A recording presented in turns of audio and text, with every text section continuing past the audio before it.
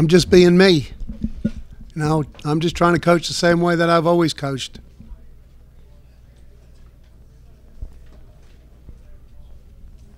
What are some of the biggest obstacles that you see here at the beginning of the season, as probably with any team, but specifically with Georgia Tech? What are some of the biggest obstacles you have to work with? I'd rather think of them in terms of challenges than obstacles. Okay, obstacles are usually things that can't be overcome. You know, really, we're not thinking in that way at this time. We're just involved in a process right now, and we're not doing much evaluation. We're just trying to plow through it each particular day. And really, the process is simply we meet, we install, we go practice, we meet again and correct, we go to bed, we come back, we do the same thing. So we're in a routine. There's not much, there's no light at the end of the tunnel. We just keep grinding forward and try to make the process as positive and as progressive as we can. Coach, you coached against Coach Johnson and against Georgia Tech for against Georgia Tech many years. How were your perceptions coming in, and how are they? Were they on target? Were things different, or how is it now that you're here at Georgia Tech? You always learn a lot more when you're on the inside than what you're trying to figure out from the outside. But it certainly is consistent with everything has been consistent with the great heritage of football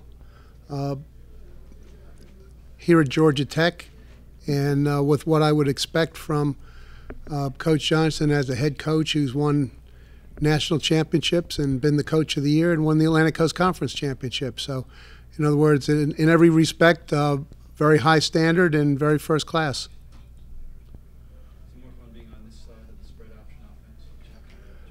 Well, we certainly don't have to put as much research into it, and since the results don't count, so we're putting more time in on those ones that actually go up on the scoreboard. But yeah, it's great to be part of it, and certainly it's an offense that has been very effective in terms of helping the total team win every place that Coach Johnson's put it in. So we're just glad to be part of that. Now that you and Coach Johnson are on the same team, how many times or have you gotten together and say, hey, this is what we did against your offense, this is what worked, and vice versa? How beneficial was that? We really haven't gotten into that at all. I think from both our perspectives, that was then. But we're in a different time frame right now and trying to do something different and trying to put both those phases together that perhaps clashed with each other on the field a couple of times, trying to put that together for the best success we can put together for Georgia Tech. How does the defense compare depth-wise with teams you've previously coached? Well, it's a little early to one. I'm usually somewhat resistant to comparisons because every situation's so different. I think it's unfair to players. It's like saying who's the greatest hitter ever. You know, the era's change and circumstances change, and so what you really do when you evaluate in that type of question, you evaluate those hitters relative to their particular eras. And each thing changes with teams, but a little bit more direct to your question, we're still in such an early phase of it that the development of playable depth is certainly one of the things that we're aiming for. It's so competitive for positions right now and thus for playing time that if you'll ask that question in a few weeks, we'll be able to be a little bit more definitive as to what the playing depth looks like. Coach, you have probably more seniors on defense this year than Coach Johnson's had since he's been here. What are you seeing from a leadership standpoint? These are players who have been in games and they've won championships. And that's an invaluable experience to have had. And they understand what it's like to drive up to the stadium with a lot on the line every week. And they certainly have a maturity about them and a purposefulness about them because this is the last opportunity for them to do anything in college football. And for those who have ambitions to go further on, it's their best opportunity as seniors to prove what their future is. So very motivated group, and of setting a very, very strong example, most particularly in terms of what they're really being able to show the rookies and the younger players is what the work ethic and what the focus in practice has to be in order to improve yourself every day. With those older guys, have there been any bumps in the road in transition between the two defenses, or has it been really smooth with you guys? It's gone pretty positively. There certainly have been some stages where there's some things that we've had to smooth out a little bit, but we've been through this process on a number of other occasions. The installation of the system from scratch with a team that had been doing something previously. So every situation brings up a new set of circumstances, but there certainly are some that are going to be consistent from place to place, and so we've been able to anticipate some of those, and hopefully will be able to do a better job of installing than we have at any other stage. How does the talent level here compare to when you first went to Virginia? Well, again, that's so far back. You know, it's I'd have to stop and pause and try to think back and pull out an old yearbook and see exactly who we had. But we've got enough here to play good defense. Okay, we've got enough here to be a good defensive team. Last year's defense gave up a lot of good plays, more than 60 of them. When you went back and were watching film, what did you see that was some of the cause for some of that issue? How can it be addressed for this season? Well, the issue of big plays is the number one is certainly very pertinent. Number one objective of every defense, as it measures itself statistically, is points allowed. Now, ultimately, that's a total team function, okay, because punts run back, interceptions run back, so forth, counting the point total. By and large, points scored against a team come against the defense. And so that's the number one reason that besides getting the ball back for your team, the number one reason that we play defense is to keep the points down and get the ball back for our team. And the fastest way that the other team scores points is on big plays.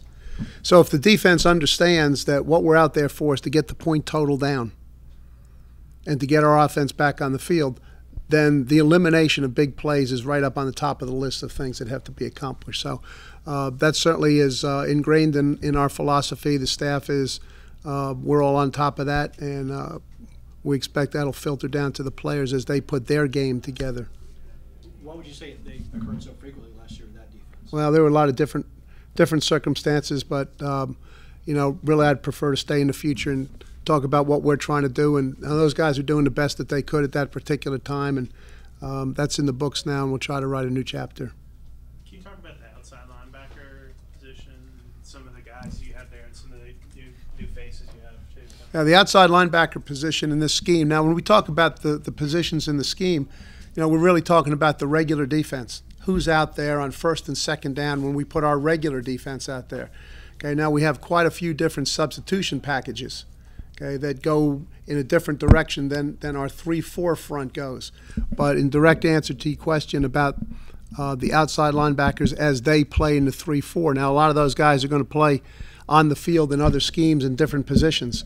But as they just play in our basic core defense, if I would compare their relationship to the other spots to a baseball batting order, those are the guys who should be your 3, 4, and 5 hitters.